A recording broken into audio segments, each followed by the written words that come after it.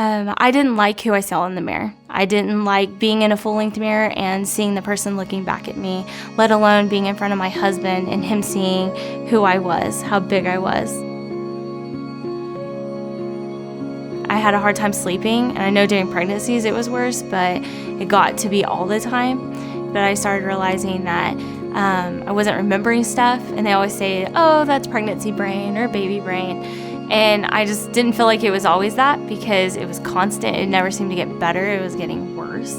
So I always wondered, like, if I'd eat better, if it would, help. And so I'd try to make little changes. Oh, I'd eat wheat bread, or I would cut out sugar more, but it didn't never seem to help. And I don't go to the doctor.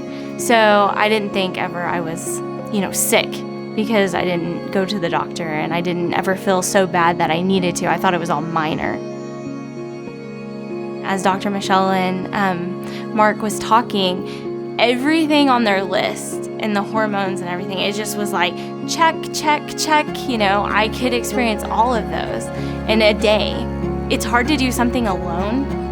And so we were both finally at a position, we were on board together, because before he wanted to do stuff and I was just like, whatever, go work out. I'm happy for you. I wasn't there. I didn't want to. And so when we went to that dinner talk, it really helped. It was just kind of what we needed to hear, both of us. And so we were excited to go talk to Mark further. That day changed a lot. They are what God wants us to be for people. I was thinking about it today, they show love.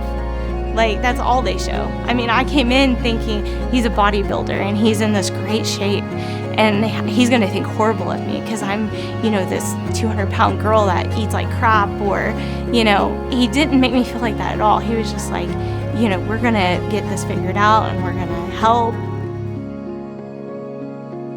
It was easy at first to stay on track for the most part. It stunk because I didn't really care for the detox drink, but because the money and stuff that we've put into it, it was like we had that, the accountability to go toward it. You have money, you have time, you want to do good. And I started seeing results, and it started feeling really good because I was like, maybe, I can see under 200 again. And then I got down to 180, and I hadn't seen that number even when we got married. It was like 7 years ago. And I think it was like 187. So it felt so good to actually hit numbers that I thought were unreachable. I'm finding peace in myself. I love myself. Before, I didn't want to look in the mirror. I didn't want to look in the mirror. I didn't like who I saw at all. And when I started losing weight, I looked in the mirror and I liked it. I smiled for the first time at who I saw. It's nice having the support system around you, and it's like culture starting to change. And when you have people who are willing to tell their story and be real and know that you're not alone, there's other people who struggle with stuff, with it, whether it be weight, whether it be feeling like you're not a good enough parent.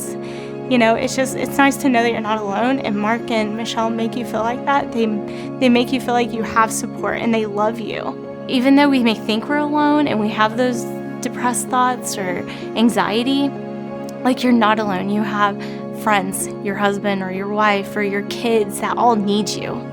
And even though you may think a bad choice only affects you, it affects so many more people.